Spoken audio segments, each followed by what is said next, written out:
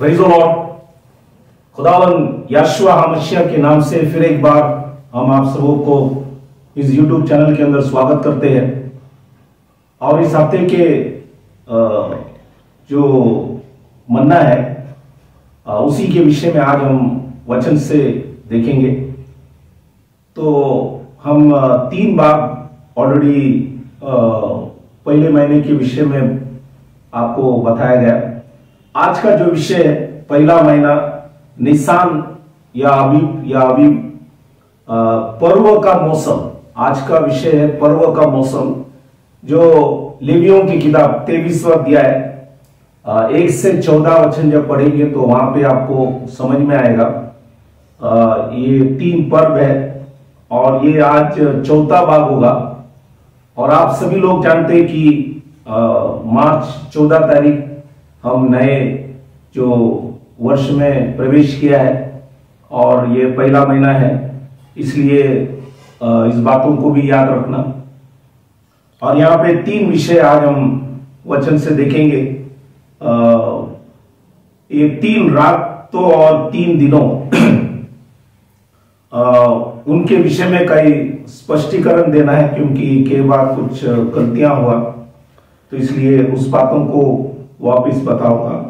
और दूसरा है कि पृथ्वी के निचली जगहों में उतरा भी था, उसी के विषय में हम लोग देखेंगे। और तीसरा है कि पर्व की जो मौसम है, 3 पर्व के विषय में भी हम लोग वचन से देखेंगे। तो आज ये 3 विषय हम वचन से देखेंगे, क्योंकि हम ये आज से 3 पर्व में हम प्रवेश कर रहे और इसी के द्वारा 8 दिन उपवास प्रार्थना भी है आज से अगले रविवार तक। तो उसी के द्वारा प्रभु हम सबों को आशीष भी करे। तो आज वचन में जाने से पहले हम दुआ करें ताकि खुदा हमें वचन की समझ दे, ताकि हम वचन से हर बातों को प्रकाशित होना जरूरी है, इसलिए हम प्रार्थना करें। तो आइए हम प्रार्थना करें।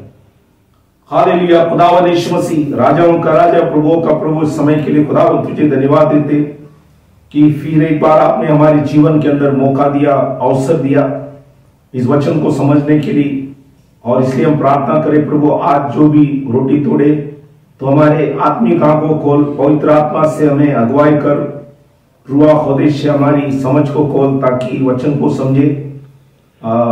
हम पिता की जो भी प्रकाशित किया बातों को समझने के लिए प्रभु हमें दया कर, और प्रभु सबों को आशीष कर, ताकि हम वचन को समझे और आपके नाम की महिमा कर सके।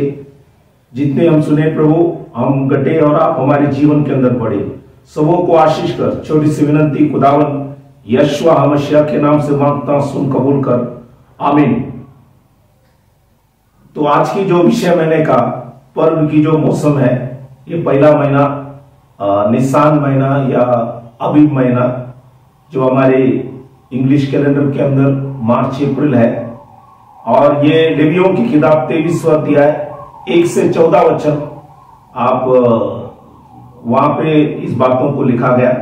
और आज हम 4था भाग में जा रहे, तो इस बातों को ख्याल करना। तो पहली जो विषय इसी के अंदर ये है, 3 रातों और 3 दिनों के विषय में कई स्पष्टीकरण देना है, तो इसी को समझ के लेना। ये बात जो बताया गया तीसरे भाग में, इस 3 रातों और 3 दिनों के विषय में कई गलतियां हैं, तो उसको हम सुधारेंगे। तो इसलिए इस बातों को समझना। पहला चीज है कि मरकोस की किताब 15वां अध्याय 25 में लिखा है, 1 पैर के दिन, मतलब वो है सुबह का 9 बजे। और लिखा है कि चढ़ाए थे, मतलब उनको क्रूस के ऊपर लटकाया गया। तो ये सुबह 9 बजे, मतलब ये बुधवार सुबह 9 बजे का समय है। इसको आप याद रखना, पहला चीज। दूसरा है मरकोस की किताब 15वां अध्याय, उसका 33वां वचन और 37 वचन भी है, 37। तो वहां पे लिखा है कि दोपहर होने पर सारे देश में अंधेरा छा गया और तीसरे पैर, तो दोपहर से तीसरा पैर मतलब 3 बजे, तो 3 बजे दोपहर को उन्होंने प्राण छोड़ दिया। वो बुधवार के दोपहर के समय 3 बजे। तो यह है दूसरा चीज याद रखना। तो सुबह 9 बजे क्रूस के ऊपर लटकाया गया, दोपहर को 3 बजे प्राण छोड़ा गया। तो 6 घंटा वो उस क्रूस के ऊपर था। और यूहान की किताब 19वां अध्याय 31वां वचन और 38 वचन से 42 वचन जब आप पढ़ेंगे, वहां पे आपको बताएंगे कि वो गाड़ा गया और ये शाम 6 बजे, और ये है गुरुवार की शुरुआत, और ये शाम 6 बजे। तो ये गुरुवार की शाम की 6 बजे, क्योंकि बुधवार खत्म हो रहा है, तो इसलिए गुरुवार शाम 6 बजे है जब उनको गाड़ा गया। इस बातों को भी याद रखना। ये तीसरा चीज मैंने बताया। मत्ती की सुवर्तमान 28वां अध्याय 1 वचन में लिखता है, सबके दिन के बाद जी उठा। मतलब वो था शनिवार शाम 6 बजे वो जी उठे। तो ये बात को याद रखना कि गुरुवार शाम 6 बजे उनको गाड़ा गया और शनिवार शाम 6 बजे वो जी उठा। तो वहां पे आपको 3 रात और 3 दिन दिखाई पड़े। इसलिए गुरुवार बाइबल के अंदर लिखा है सांझ हुआ फिर बोर हुआ। जैसे हम लोग उत्पत्ति के किताब 1 अध्याय 5वें वचन में लिखता है तथा सांझ हुई फिर बोर हुआ। तो यह है बाइबल का समय। ये समय को याद रखे, हमें ये 3 दिन को भी समझना है। तो इसलिए सांझ हुई फिर बोर हुआ। इसलिए गुरुवार सांझ फिर बोर एक दिन, शुक्रवार सांझ बोर दूसरा दिन, और शनिवार सांझ और बोर तीसरा दिन। यह है 3 रात और 3 दिन के विषय में आपको मैंने स्पष्टीकरण यहां पे दिया गया ताकि इस बातों को आप समझे। तो इसलिए यह है 72 घंटे, मतलब 72 आवर्स जो आपको बताया गया 3 दिन जो है, क्योंकि वचन में लिखा है कि 3 दिन पूरा, मतलब वो बाइबल के अंदर लिखा है वो कब्र में था। तो इसलिए ये बात याद रखना कि हम सालों से जो विश्वास करते आए कि शुक्रवार का क्रूस और रविवार की जो पुनरुत्थान है ये वचन के आधार पर नहीं है। इसलिए यशायाह की किताब 1:14 में खुदा ने लिखा गया, तुम्हारे नियत पर्व के मानने से मैं जी से बैर रखता हूं। तो ये तुम्हारी, उधर वहां पे लिखा है देखो, तुम्हारे नियत पर्व। तो मनुष्य का भी एक नियत पर्व है। तो आज ये गुड फ्राइडे, ये ईस्टर, ये क्रिसमस, या और जितने भी आप देखेंगे ये मनुष्य ने, रोम साम्राज्य ने, मैंने पहले भी बताया, उन्होंने स्थापन किया। ये वचन के आधार पर नहीं है। इसलिए आज हमें वचन के आधार पर उसी को मानना है ताकि खुदा आप सबों को आशीष करे। इसलिए ये साल जो पैसाख, मतलब ये जो पर्व है, ये मार्च 27 तारीख शाम से, मतलब शनिवार से लेकर पुनरुत्थान हुआ मार्च 29 तारीख, मतलब सोमवार शाम। तो ये है 3 दिन, ये साल की जो समय खुदा ने हमें दिया है। तो ये हर साल ये समय बदलता है, इसलिए इस बातों को भी याद रखना। तो इसलिए मुख्य विषय बात यह है कि खुदावंद यीशु मसीह हमारे लिए मारा गया, गाड़ा गया और तीसरा दिन वो जीवित उठा। आज वो जीवित है, इसलिए हमें इस बातों को समझना बहुत जरूरी है। इसलिए मैंने यहाँ पे ये स्पष्टीकरण आपको इसलिए बताया ताकि आपको परिपूर्ण रीति से इस विषय में आपको समझ आए। ये है 3 रातों और 3 दिनों के विषय में मैंने आपको समझाया। अब हम देखेंगे कि जब वो 3 रातों और 3 दिन जब कब्र में था, वो कहां पे गए? तो इसलिए अभी हम दूसरा विषय में आएंगे। पृथ्वी के निचली जगहों में उतरा भी था। तो ये पृथ्वी के निचली जगह, इंग्लिश में लिखा है lower parts of the earth. तो ये धरती के नीचे जब उनको दफन किया गया तो वो नीचा जो जगह पे चले गए वो कहां पे था, उसी के विषय में हम लोग कई वचनों को देखेंगे। तो एफिसियंस की जो किताब, एफिसियों की किताब, उसका 4वां अध्याय 9वां वचन में लिखता है, उसके चढ़ने से और क्या पाया जाता है, केवल ये कि वो पृथ्वी के निचली जगहों, लिखा है कि पृथ्वी के निचली जगह में उतरा भी था। तो ये पृथ्वी के निचली जो जगह है उसी के विषय में कई बातों को हम देखेंगे वचन से। तो इस वचन को समझने के लिए लूका की किताब 16वां अध्याय 23 वचन जब हम पढ़ेंगे, वहां पे लिखा है कि और अर्धलोक, और यह है नरक, जिसको यूनानी भाषा में हेडिस करता है। यहां पे लिखा है अर्धलोक में उसने पीड़ा में पड़े हुए अपनी आंखें उठाई और दूर से इब्राहिम की गोद में लाजर को देखा। ये लूका की किताब, यहां पे दो व्यक्ति है, एक है लाजरस जो भीख मांगने वाला व्यक्ति थे, और एक धनवान थे। दोनों भी चले गए। दोनों भी जब गुजरने के बाद ये वचन लिखा है, अर्धलोक में वो जो धनवान है अर्धलोक में चले गए, लेकिन लाजरस जो है लिखता है कि इब्राहिम की गोद में चले गए। फिर लूका की किताब 16वां अध्याय 26 वचन जब आप पढ़ेंगे, वहां पे लिखा है, इस सब बातों को छोड़ हमारे और तुम्हारे बीच एक भारी गड्ढा ठहराया गया है। तो एक भारी गड्ढा ठहराया गया है कि जो यहां से उस पार तुम्हारे पास जाना चाहे वह न जा सके, और न कोई वहां से इस पार हमारे पास आ सके। तो ये एक बड़ा भारी गड्ढा है, तो इसलिए कोई भी वहां से यहां पे नहीं आ सकेंगे, यहां से वहां नहीं जा पाएंगे। तो ये पृथ्वी के निचली जो जगहों में 4 जगह है, या उसको इंग्लिश में कंपार्टमेंट बोलते हैं, या डिब्बे है। जैसे 4 डिब्बे है, वैसे ये पृथ्वी के अंदर 4 डिब्बे है, 4 जगह है। ये क्या क्या है आज हम वचन से देखेंगे। पहला जगह है हेडिस, इसको आप हिंदी में देखेंगे नरक कहता है, लेकिन यूनानी भाषा में हेडिस कहता है। दूसरा है इब्राहिम की गोद या स्वर्गलोक, इब्राहिम की गोद या स्वर्गलोक, जिसको इंग्लिश में पैराडाइज भी कहता है। और तीसरा है गहना, इसको भी नरक बाइबल में कहा गया, इसको बोलता है गहना।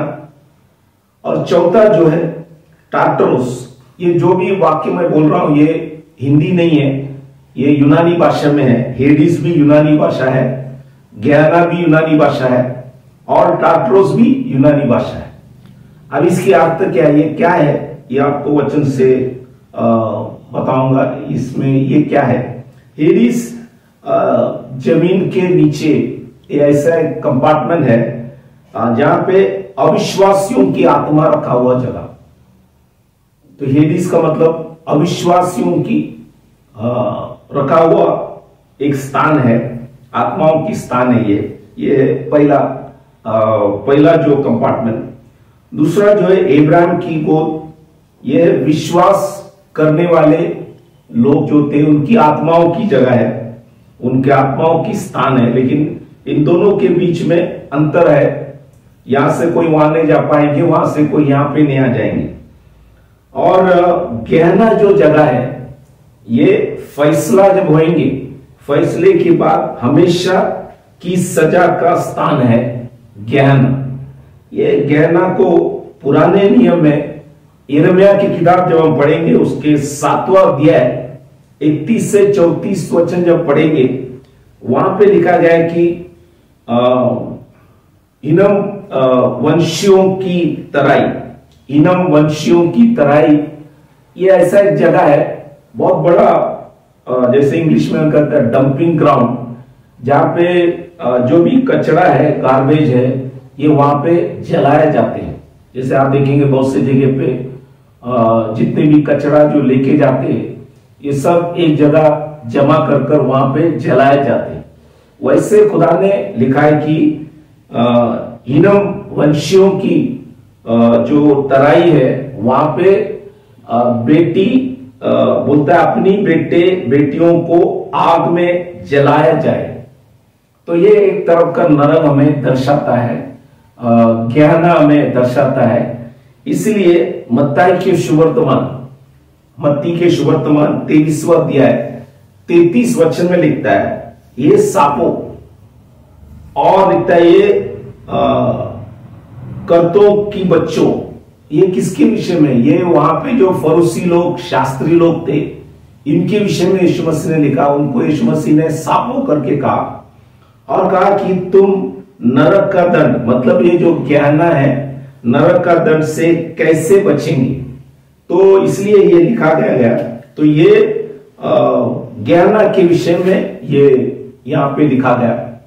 और चौथा जो जगह है ये दूसरी पत्री पत्रोस की किताब, इसका दूसरा अध्याय 4 वचन में जब पढ़ता है वहां पे लिखा है कि क्योंकि जब परमेश्वर ने उन स्वर्गदूत को जिन्होंने पाप किया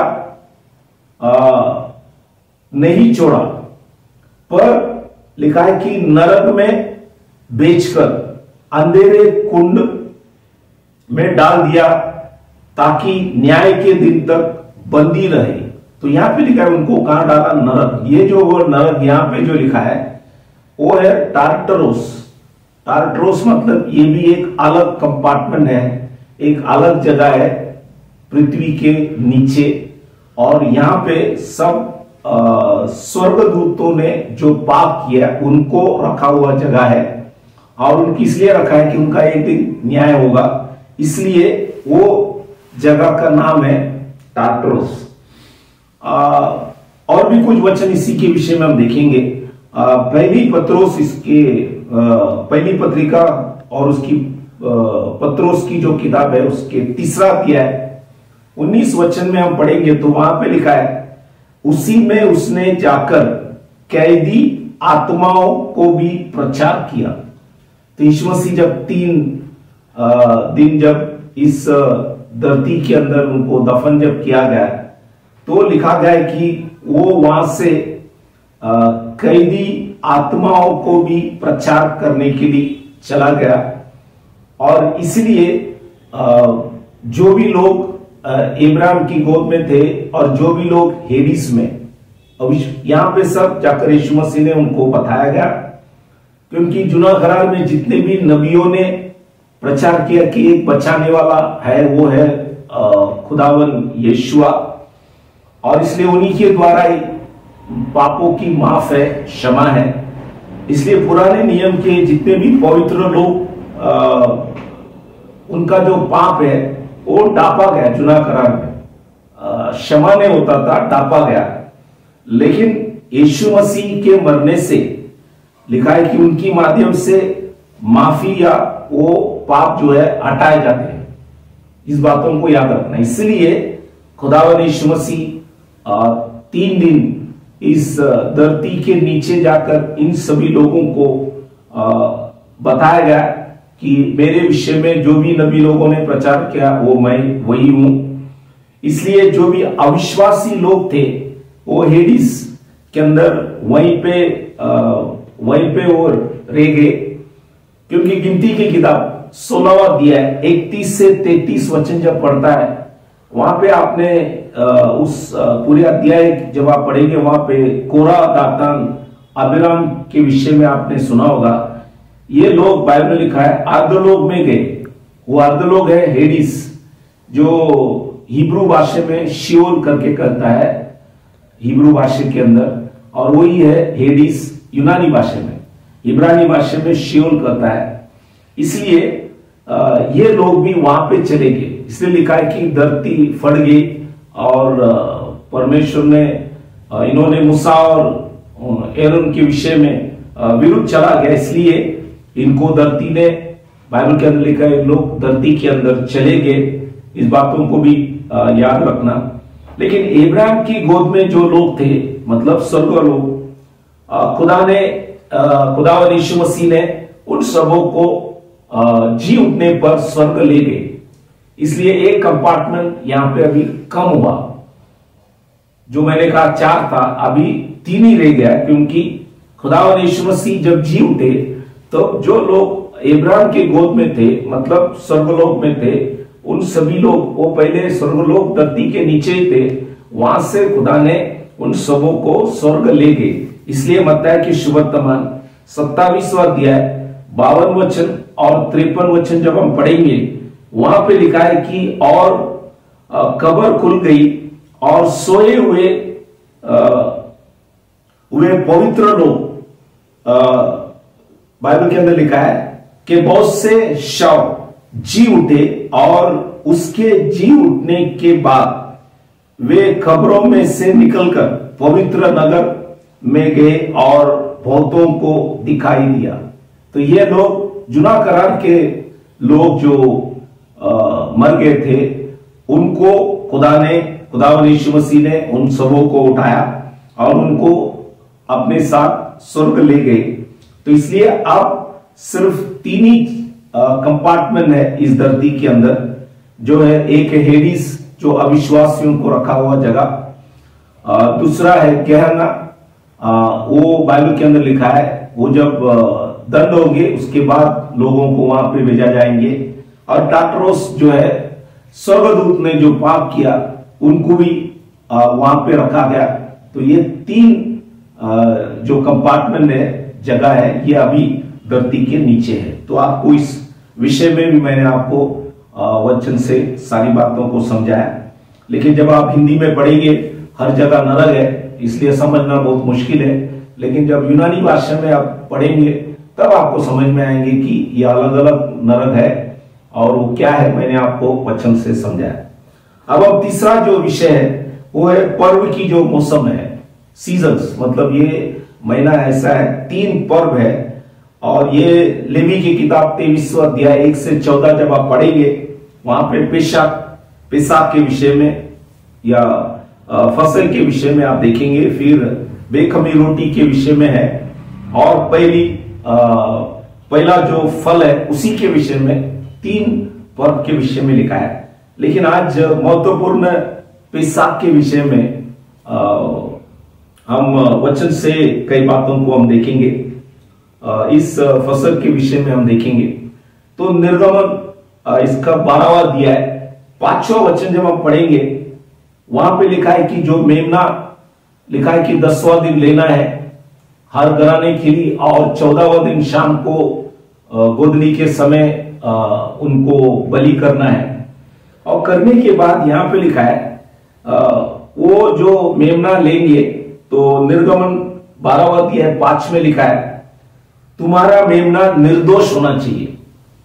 तो ये एक कंडीशन है कि मेमना निर्दोष होना चाहिए, तो ही वो मेमना बलि कर सकता है। तो ये जुना करार में जो मेमना, जो हमें नए करार में खुदावंद यीशु मसीह हमें दर्शाता है, क्योंकि वो हमारे लिए मेमना बनकर हमारे पापों के लिए वही मारा गया, गाड़ा गया, तीसरा दिन जी उठा। तो यीशु मसीह हमारा मेमना है, और इसलिए लिखा है कि वो निर्दोष होना चाहिए। इसलिए पहली पत्रोस इसकी पहली अध्याय 19वां वचन जब पढ़ेंगे, वहां पे लिखा है पर निर्दोष और निष्कलंक मेमने, अर्थात मसीह के बहुमूल्य लहू के द्वारा हुए। तो आज यहाँ पे खुदावंद यीशु मसीह वो निर्दोष भी था, निष्कलंक भी थे, वो हमारा मेमना है, इसलिए वो हमको बचा सकता है। हम सभी लोग पापी है, हम आपस में एक दूसरे को बचा नहीं सकता है। मनुष्य अपने आप को बचा नहीं सकता है, एक मनुष्य दूसरा मनुष्य को बचा नहीं सकता है।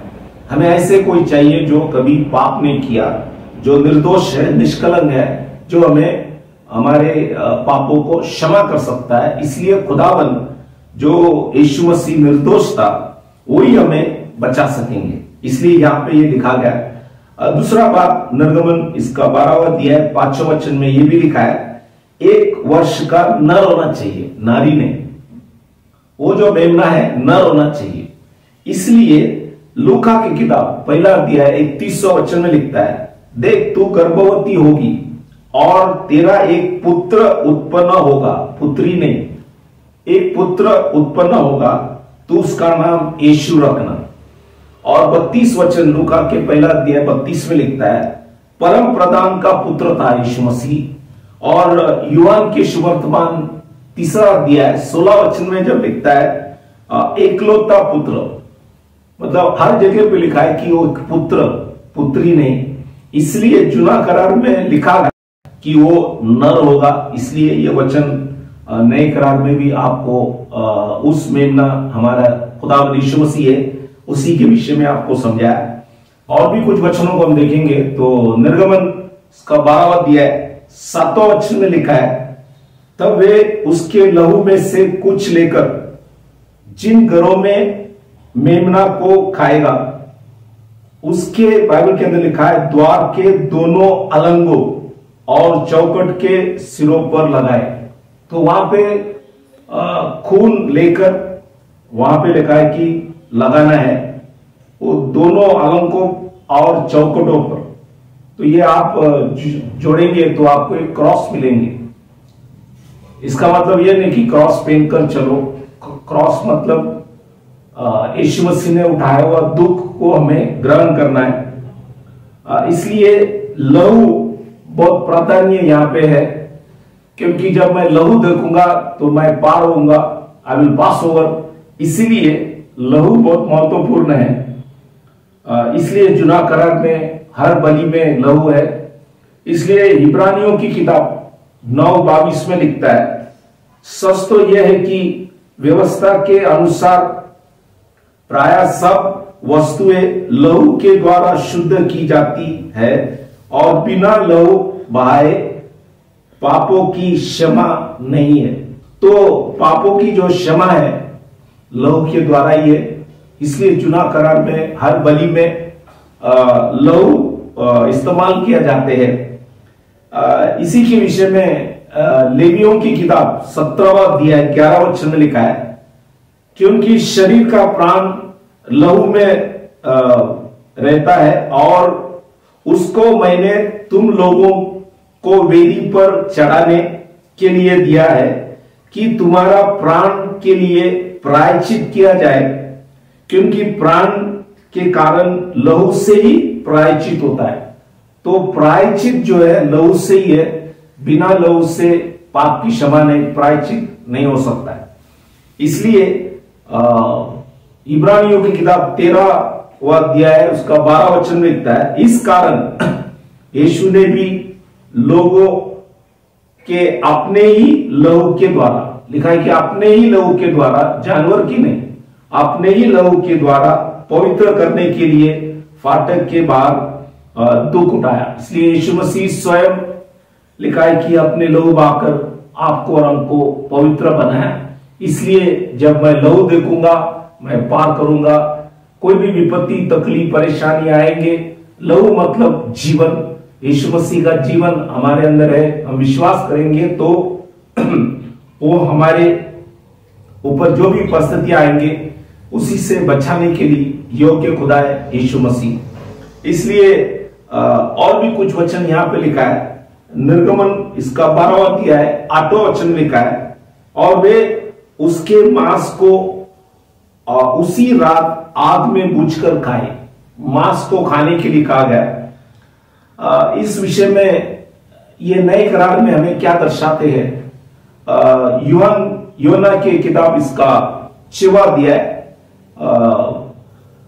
इसका 53 वर्ष जब हम देखेंगे तो वहां पे लिखा गया, यीशु ने उससे कहा, मैं तुमसे सच सच कहता हूं कि जब तक तुम मनुष्य का पुत्र का मांस न खाओ और उसका लहू न पियो, तुम में जीवन नहीं।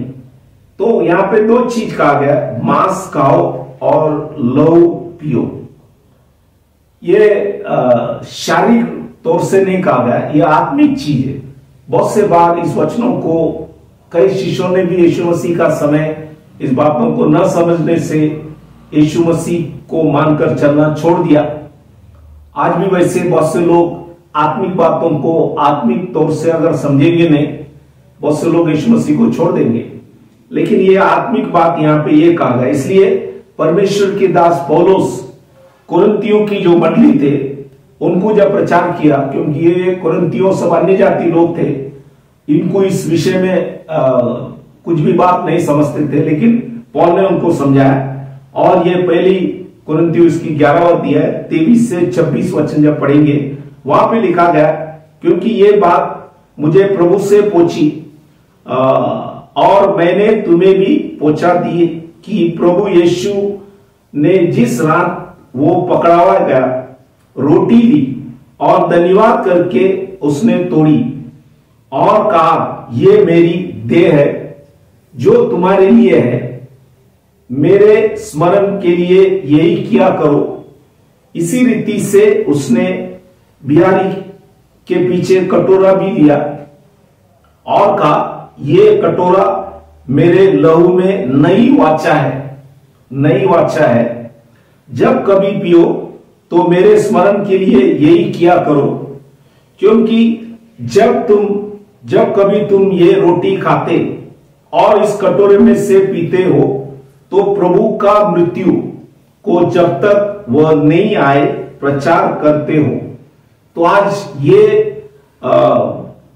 मांस खाना और लहू पीना, मतलब हम प्रभुवच के विधि में जब भाग लेते हैं तो आज हमें यीशु मसीह का क्रूस को हमें याद दिला रहा है कि उसने हमारे लिए उसकी शरीर को कुर्बानी किया, उसने हमारे लिए पवित्र लहू बहाया ताकि हमारी सब पापों की क्षमा हो।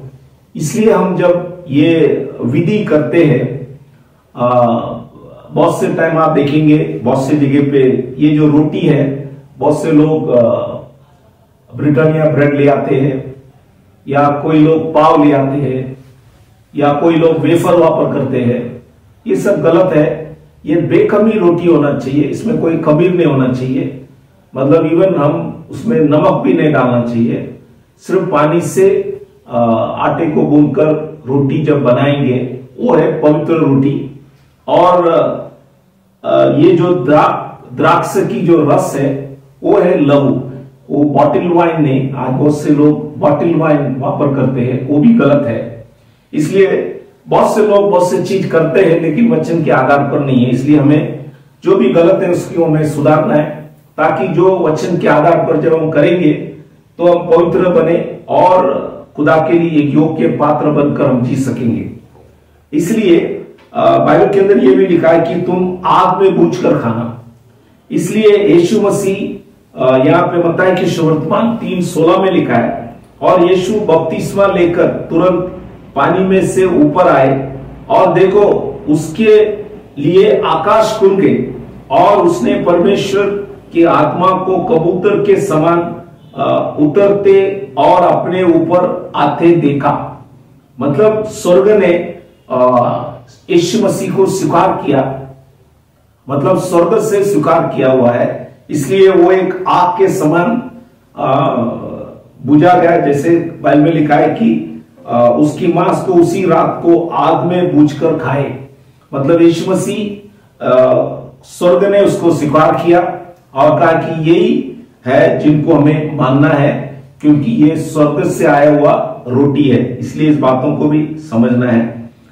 आगे हम और भी कुछ वचन, जब निर्गमन इसका 12वां अध्याय है 8वां वचन लिखता है, अख़मीरी रोटी अनलेवेन ब्रेड, मतलब इसमें कोई खमीर नहीं होना चाहिए। और यह है दूसरा पर्व जो है ये अख़मीरी रोटी के विषय में। यहाँ पे ये लिखा है कि ये अख़मीरी रोटी 7 दिन खाना है। तो अख़मीरी रोटी के विषय में ये कहा कि बिना खमीर का होना चाहिए, और ये 7 दिन खाने के लिए कहा गया। हफ्ते में 7 दिन है, तो खुदा हमें याद दिला रहा है कि हर दिन हमें इस रोटी, और ये परमेश्वर का पवित्र वचन है, हमारे लिए अख़मीरी रोटी है। ये हमें अच्छे बुरे के फर्क हमें समझाता है, इसलिए इसको हमें रोज खाना है ताकि हमारे शरीर के अंदर ताकत आए। जैसे हम रोटी खाते तो हमारे शरीर के अंदर ताकत है, वैसे बेखमीर रोटी खुदा के पवित्र कलाम ये हमें रोज खाना है, समझना है, ताकि हमारे जीवन के अंदर खुदा हमें आशीष करे। और ये बेखमीर या अख़मीरी रोटी का मतलब परमेश्वर के दास पौलुस कुरिन्थियों जो मंडली को है उनको समझाया, क्योंकि ये सभी लोग अन्य जाति थे, उनको इस विषय में वो कुछ भी बात नहीं जानते थे। इसलिए पहली कुरिन्थियों इसकी 5वां अध्याय 8वां वचन में लिखा है, परंतु सीधाई और सच्चाई की आत्मीय रोटी से, सीधाई और सच्चाई। तो आज हमें जो भी कार्य करना है ये बाइबल ही आपको सीधाई और सच्चाई दिखाएगा, दूसरा कोई किताब नहीं है। जितने भी आप देखेंगे लोग टेढ़े काम करेंगे, लेकिन बाइबल पढ़ने वाले अगर दिल से कोई पढ़ता है और ये पवित्र वचन को अगर समझ पाए तो उसका काम कभी भी सीधाई और सच्चाई आपको, और वही है आत्मीय रोटी। तो जो भी हम काम करें सीधाई और सच्चाई, क्योंकि खुदा पवित्र है, वो सीधा है, वो सच्चा है, इसलिए वो चाहता है उसके शरीर में जो है लोग, हम जो पवित्र लोग हैं, हम भी सीधाई और सच्चाई से हर काम करना ये जरूरी है। इसलिए आत्मीय रोटी हमें ये बातों को दर्शा रहा है। इसलिए फिलिपियों की किताब 1 अध्याय 10वां वचन में लिखा है, यहां तक कि तुम उत्तम से उत्तम बातों को प्रिय जानो और मसीह के दिन, मतलब यीशु मसीह आने का समय तक, मसीह के दिन तक सच्चे बने रहो और ठोकर ना खाओ। तो यीशु मसीह के दिन तक, थोड़े समय के लिए नहीं, कुछ सालों के लिए नहीं, लेकिन जिस दिन से हमने विश्वास किया उस दिन से लेकर यीशु मसीह आने तक लिखा है कि हम सच्चे बने रहो करके वचन में लिखा है, और ठोकर ना खाओ। तो इसलिए हमें सीधाई और सच्चाई से हर काम को करना है। और मत्ती के सुवर्तमान 4 अध्याय 4 वचन में लिखा है, मनुष्य केवल रोटी से नहीं परंतु हर एक वचन से जो परमेश्वर की मुंह से निकलता है जीवित रहेगा। तो ये वचन से ही हम जीवित रहेंगे। ये जो रोटी हम रोज खाते हैं ये हमारे शरीर के लिए है। बाइबल जो है हमारे लिए आत्मिक रोटी है, ये हमें रोज खाना है ताकि आत्मिक तौर से हम जीवित रहे, इसलिए इस बातों को लिखा गया। अब लिखा है कि जब ये आत्मिक रोटी और ये मांस जब खाते हैं तो निर्गमन इसका 12वां अध्याय 8वां वचन में ये भी लिखा है, और कड़वे साग पात के साथ खाए। तो जब खाएंगे कड़वे साग पात के साथ भी खाना है। इसी वचन के बारे में भी हम कुछ वचनों को समझे। जब खुदावन यीशु मसीह उस क्रूस के ऊपर लटकाया गया, मत्ती की सुवर्तमान 27वां अध्याय 34 में लिखता है, उन्होंने लिखा है कि पीत मिलाए हुए दाखरस उसे पीने को दिया, परंतु उसने चक्कर पीना ना चाहा। उसने खाली चखा लेकिन पिया नहीं, क्योंकि ये इसलिए दिया जाते कि दर्द मिटाने के लिए। लेकिन यीशु मसीह ने दर्द और पीड़ा सहन किया। 6 घंटे जब वो क्रूस के ऊपर लटका हुआ था, वो सभी लोगों की दर्द पीड़ाओं को अपने शरीर में सहन लिया। इसलिए उन्होंने ये जो दाखरस, जो उनको पित्त मिलाए हुए दाखरस जब दिया गया, वो खाली सिर्फ चखा लेकिन पिया नहीं, क्योंकि उनका इच्छा था कि मनुष्य की सारी दर्द और सारी पीड़ाओं को सह ले, और इसलिए उन्होंने वहां पे सिर्फ चखा लेकिन पिया नहीं। निर्गमन इसके 15वां अध्याय 22 से 25 जब पढ़ता है, जुना करार में इजरायली लोग जब एक जगह है जिसका नाम है मारा, वहां पे जब आए 3 दिन के बाद, वहां पे जब पानी पीने के लिए जब गए तो लिखा है कि वो पानी कड़वा था।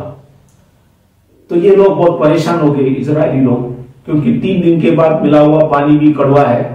तो वो सब मूसा से चिल्लाने लगे कि हमें क्यों ले आए, पानी भी कड़वा है, क्या करेंगे हम, क्या पिएंगे, बहुत प्यासा थे।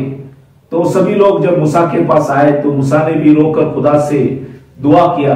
तो खुदा ने मूसा से कहा, देखो वहां पे एक पेड़ है, वो पेड़ को काट लो और उस पानी में डाल दो, तो कड़वा जो है वो मीठा हो जाएंगे। तो जो पेड़ था वो हमें क्या दर्शाता है? वो पेड़ है हमें यीशु मसीह दर्शाते। तो आज हमारे जीवन के अंदर जितने भी कड़वाएं हैं, अगर ये कड़वाएं दूर होना है तो हमें उस पेड़ को मानना है, यीशु मसीह को मानना है, ताकि हमारे जीवन के अंदर जो भी कड़वा है वो सारी को खुदा बदल कर हमें मीठा बना सकता है। तो अगर हमारे जीवन मीठा होना है तो इसलिए ये वचन यहाँ पे लिखा गया कि वो पेड़ कड़वा को मीठा कर सकता है। इसलिए इस बातों को याद रखना, आपके जीवन में जो भी कड़वापन है उसको अगर मीठा करना है वो सिर्फ यीशु मसीह कर सकेंगे। आपकी बुद्धि, आपका पैसा, आपका धन दौलत, ये सारी चीज आपको काम में नहीं आए, लेकिन विश्वास एक बड़ी चीज है, वो आपके जीवन के अंदर मीठापन ले आ सकेंगे। और भी कुछ बातों को लिखा है। निर्गमन इसका 12वां अध्याय 9वां वचन में लिखा है, जब वो खाएंगे तो उसका सिर, पैर और हथेलियों समेत आग में भूनकर खाना। तो ये तीनों चीज को खाने के लिए कहा है, सिर, पैर और हथेलियों। इसी के विषय में कई बातों को आपको ये भी समझाना है। यूहन्न के सुवर्तमान 19वां अध्याय 2 वचन जब हम पढ़ेंगे, वहां पे लिखा है कि सिपाहियों ने कांटों का मुकुट गूंथकर उसके सिर पर रखा। तो कांटों का मुकुट जो है उनके सिर के ऊपर लगाया गया है, और ताकि सिर के ऊपर भी यीशु मसीह के कांटा लगाया, और वहां से भी बहुत से दर्द यीशु मसीह ने सहन किया। फिर यूहन्न की सुवर्तमान 19वां अध्याय 33 और 34 वचन में भी लिखा है, परंतु जब यीशु के पास आकर देखा कि वह मर चुका है तो उसकी टांगे न तोड़ी, टांगों को नहीं तोड़ी, परंतु सैनिकों में से एक ने बर्छी से उसका पंजर बेड़ा और उसमें से तुरंत लहू और पानी निकला। तो बाइबल के अंदर लिखा है ये उनके ऊपर ये सारी चीजों को किया गया और उनके टांगे तोड़ा नहीं। और ये टांगे हमें क्या बता रहा है ये भी मैं आगे आपको बताऊंगा। फिर यहां पे लिखा गया कि ये जो सिर है बाइबल के अंदर लिखी है, हमें आत्मिक तौर से खुदा, बाइबल में लिखा है मंडली का सिर है, खुदा और यीशु मसीह मंडली का सिर है। इसलिए इफिसियों की किताब 1 अध्याय 22 और 23 वचन जब पढ़ेंगे, वहां पे लिखा है कि और सब कुछ उसके पांव तले कर दिया और उसे सब वस्तुओं पर शिरोमणि मतलब सिर ठहराकर कलेसिया को दे दिया। ये उसकी देह है, तो कलेसिया उसकी देह है और वो हमारा सिर है, और उसी के बाइबल के उसी के परिपूर्णता है जो सब में सब कुछ पूर्ण करता है। तो आज ये जो कलेसिया है मसीह का परिपूर्णता है, इसलिए इस बातों को भी समझना। इसलिए मैंने कहा सिर के विषय में यीशु मसीह मंडली का सिर है, इसलिए इस बातों को याद रखना आत्मिक तौर से। टांगों के विषय में, टांगों जैसे आपको मालूम है कि मेमना को 4 टांग है। नए करार के अंदर 4 सुसमाचार हमें दर्शाते, और ये 4 सुसमाचार है जो हमें यीशु मसीह का इस धरती में आना, और बाइबल के अंदर लिखा हमारे पापों के लिए मारा गया, गाड़ा गया, तीसरा दिन जी उठा। इसलिए आज ये हम सुसमाचार खास करके यूहन्न की सुवर्तमान लोगों को हम देते ताकि वो समझ जाए कि स्वर्ग के परमेश्वर धरती में आकर सारा मानव जाति के लिए अपने पापों को मिटाने के लिए वो स्वयं क्रूस के ऊपर जाकर जी उठा। आज जो जीवित है वो दोबारा वापिस आने वाला है। इसलिए ये सुसमाचार ये टांगों को हमें दर्शाता है। इफिसियों की किताब 3, 16 और 17 जैसे यहाँ पे लिखा है कि उसके वचन में हमने ये भी पढ़ा था यहाँ पे कि 3 चीज जो है, सिर, पैर जो है टांगों और हथेलियों। हथेलियों मतलब हृदय के विषय में लिखा गया है। उसी के विषय में इफिसियों की किताब 3, 16, 17 लिखता है कि वही अपने महिमा का धन के अनुसार तुम्हें ये दान दे कि तुम उसके आत्मा से अपनी भीतरी मनुष्यत्व में, बाइबल के अंदर लिखा है, सामर्थ्य पाकर, भीतरी मनुष्यत्व में सामर्थ्य पाकर बलवंत होते जाओ और विश्वास के द्वारा मसीह तुम्हारे हृदय में बसे। तो हमारे हृदय में मसीह बसना है, तो इसलिए हम बलवंत होना है। इसलिए ये हमें बाइबल के अंदर वचन में जो लिखा गया कि जो हमने देखा कि यहाँ पे हमने वचन जुना करार में पढ़ा जाए, हथड़ियों समित हमें खाना है, मतलब हमारे हृदय को भी हमें बलवंत करना है। और बाइबल के अंदर लिखा है हमारी भीतरी जो मनुष्यत्व है उसी को हम सामर्थ्य पाकर बलवंत करें, ताकि सारा आदर खुदावन यीशु मसीह को मिल सके। आगे हम निर्गमन की किताब 12वां अध्याय 11 वचन में जब पढ़ता है, वहां पे लिखा है और उसके खाने के ये विधि है। कैसा खाना है?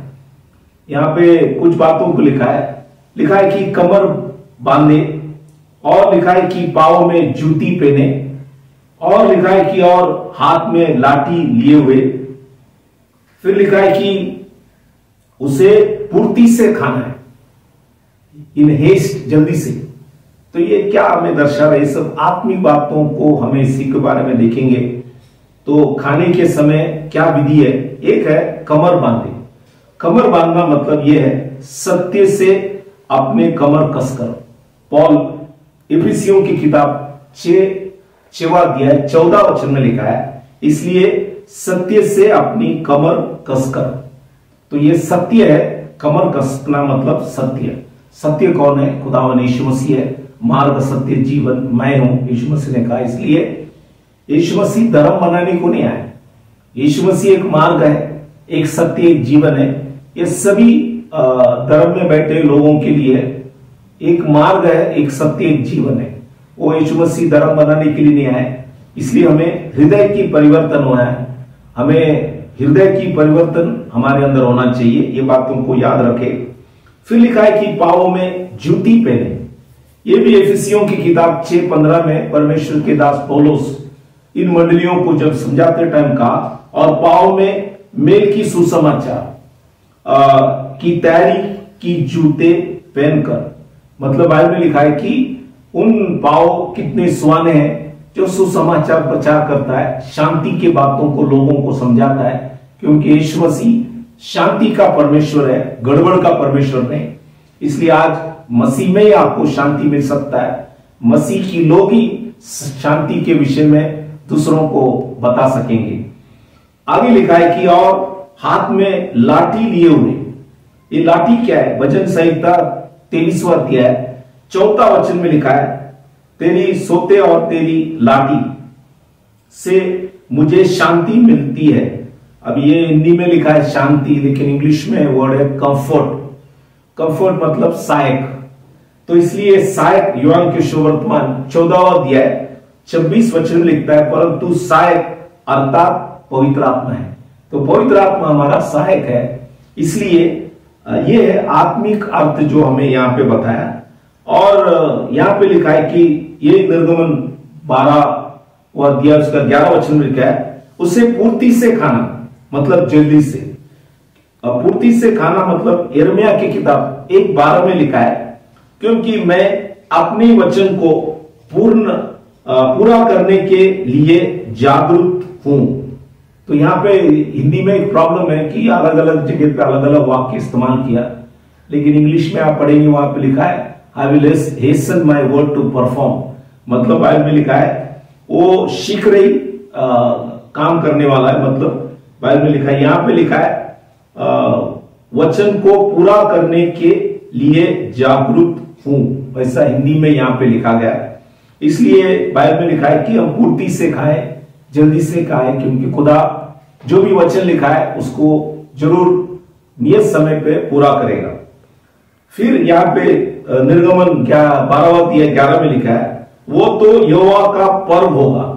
यह है पेसाक या पासओवर या फसह जो है। तो ये इसका अर्थ जो है नए करार के अंदर परमेश्वर के दास पौलुस पहली कुरिन्थियों इसकी 5वां अध्याय 7वां वचन में लिखा है, क्योंकि हमारा भी फसह जो मसीह है बलिदान हुआ।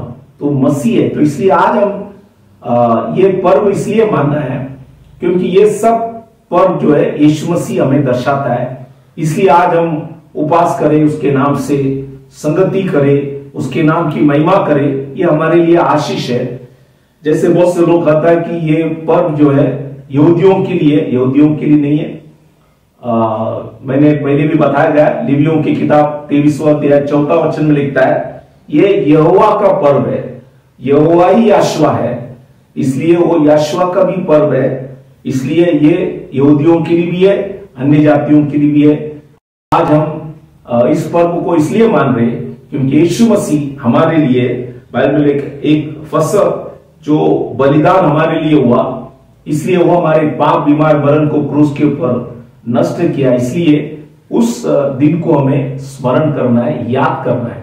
इसलिए वो हमें नियत समयों को दिया गया ताकि हम याद करें, नहीं तो हमको समय कब है नहीं समझेंगे। इसलिए आपको एक कैलेंडर दिया गया ताकि आप खुदा के जो नियत पर्व है समय को समझे और खुदा को हर साल धन्यवाद करें उसने किया वह सब उपकार के लिए। तो आज हम यहाँ पे जो वचन हमने आगे जो पढ़ेंगे ये पहले फल के विषय में, फर्स्ट फ्रूट्स।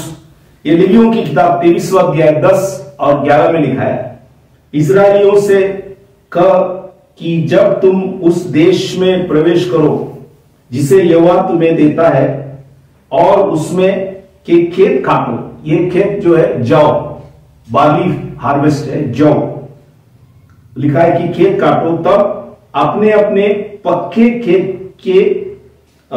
की पहली उपज का फूला वो है फर्स्ट फ्रूट्स, याजक के पास ले आए करना, और वो उस फूले को यहोवा के सामने हिलाए कि वो तुम्हारे निमित्त ग्रहण किया जाए। वह उस विश्राम दिन के दूसरे दिन हिलाए। तो इसलिए ये हिलाना मतलब पहला जो कटनी है उसी को खेत की जो ये खास करके बार्ली हार्वेस्ट मतलब जौ का कटनी का समय है, इसका पहला फूला लेकर याजक के पास देना है, वो उसको मंदिर में लेके जाकर हिलाते हैं। और यही चीज नए करार के अंदर खुदावन यीशु मसीह बाइबल के अंदर लिखा है, जितने लोग जुना करार में मरे हुए थे उसी में पहला जो पहला फल जो था वो मसीह है, मरे में से जी उठा। इसलिए ये वचन को नए करार में पहली कुरिन्थियों के 15वां अध्याय 20 से 23 वचन जब आप पढ़ेंगे वहां पे लिखा है पहला जो फल है मसीह है जो मरे में से जी उठा, बाइबल के अंदर लिखा गया।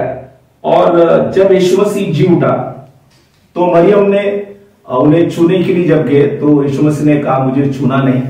इसका कारण क्या है? जैसे यूहन्ना की सुवर्तमान 20:17 में लिखता है, यीशु ने उससे कहा मतलब मरियम से कहा मुझे मत छू क्योंकि मैं अब तक पिता के पास ऊपर नहीं गया। इसलिए जाना है क्योंकि जुना करार का और महायाजक साल में एक बार अति पवित्र स्थान में जाकर हमारे लिए प्रायश्चित करते हैं, ये एक है। वैसे यहाँ पे जो हमने पढ़ा कि पहला जो फूला है वो याजक के पास ले आकर याजक उसको हिलाते मतलब वो स्वीकार किया जाते। वैसे यीशु मसीह ने कहा मुझे छूना नहीं क्योंकि मुझे ऊपर जाना है, स्वर्ग में जाना है, वहां पे मंदिर है, वहां पे लहू को अर्पण करना है कि वो हमें क्षमा करे, हमारे पापों को प्रायश्चित के लिए मुझे जाना है। इसलिए इब्रानियों की किताब 9:24 वचन जब पढ़ेंगे तो ये जुड़ा हुआ वचन देखो यहाँ पे लिखा है, क्योंकि मसीह ने उस हाथ के बनाए हुए पवित्र स्थान में जो सच्चे पवित्र स्थान का नमूना है प्रवेश नहीं किया पर स्वर्ग ही में प्रवेश किया ताकि तुम्हारे लिए अब परमेश्वर का सामने, बाइबल में लिखा है सामने दिखाई दे, परमेश्वर के सामने दिखाई दे। तो आज यीशु मसीह स्वयं हमारे लिए जब जी उठने के बाद स्वर्ग में गए, हमारे लिए प्रायश्चित किए, इसलिए ताकि हमको क्षमा मिले। और इसलिए ये जो है पहले जो कटनी है पहली उपज जो है वो याजक के पास जैसे हिलाया जाता है, वैसे यीशु मसीह स्वर्ग में जाकर हमारे लिए प्रायश्चित किए ताकि वो हमें पापों से छुड़ा सकेंगे। इसलिए यीशु मसीह हमारा पहला फल है, वो है मसीह जो हमारे लिए मारा गया और तीसरे दिन वो जी उठा। इसलिए ये 3 पर्व जो है ये आपको इसलिए याद दिलाया कि ये पर्व मुख्य इसलिए क्योंकि जैसे खुदा ने इजरायलियों को मिस्र से और फरो के गुलामगिरी से खुदा ने उनको बचाया, बंधन से छुड़ाया, इसीलिए आज खुदा ने भी आपको और हमको ये जो देश जो दुनिया में रहते हैं ये हमारे लिए मिस्र देश है, इसी में से खुदा ने आपको उठाया। और ये मिस्र देश कौन चला रहा है? ये फरो मतलब शैतान। ये शैतान से खुदा ने आपको और हमको छुड़ाया।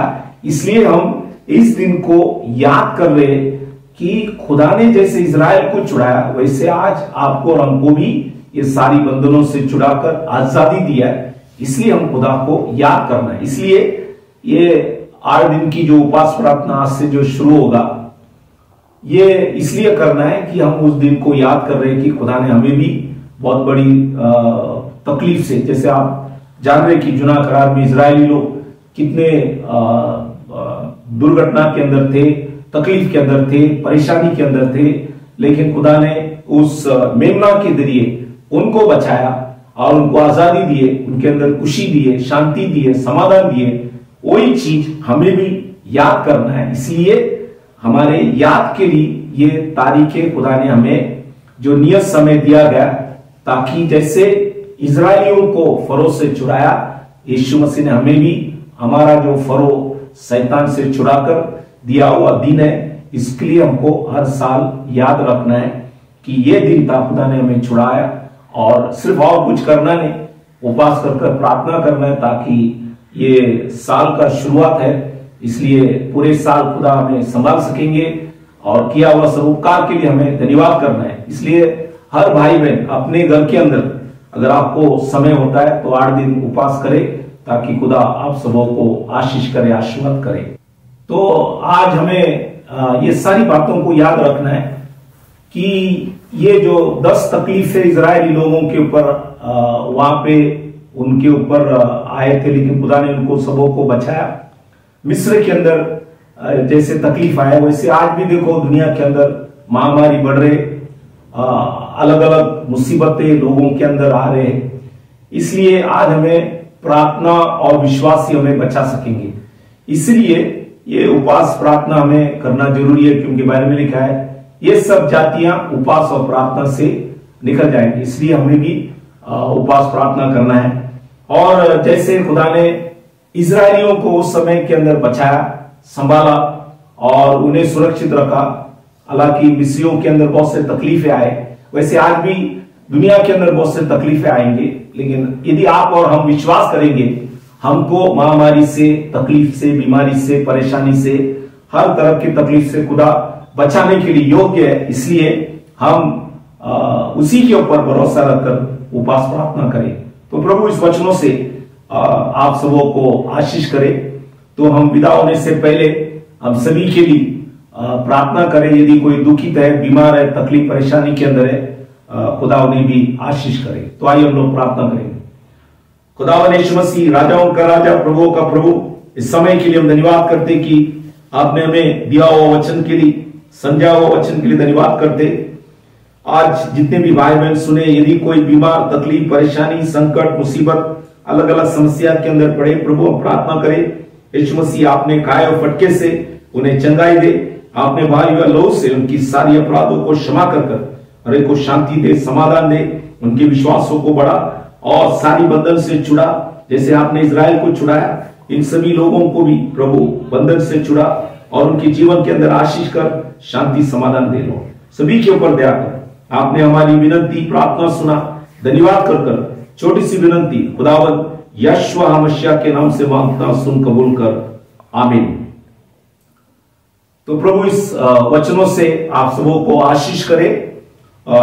जैसे याद दिलाता हूं कि महामारी बढ़ रहे, अलग अलग परिस्थितियां बढ़ रही, इसलिए विश्व में अशांति है, मसीह में आपको शांति है। इसलिए वचन को पढ़ना, वचन को अच्छे से समझना, आगे का दिन कैसे क्या होगा कुछ समझ में नहीं आएंगे, लेकिन खुदा आपको चलाने के लिए योग्य है। उसने लिखा हुआ वचन को पूरा करेगा। इसलिए हम प्रार्थना में, वचन में बना रहे, ताकि खुदा जब आएंगे तब हम इस पृथ्वी से चले जाएंगे। इसलिए हम अपने आप को तैयारी भी करें, गलतियों को सुधारें, जो उसके दृष्टि में योग्य वो सारी चीजों को करें। तो खुदा इस वचनों से आप सबों को आशीष करे। Thank you very much. God bless you.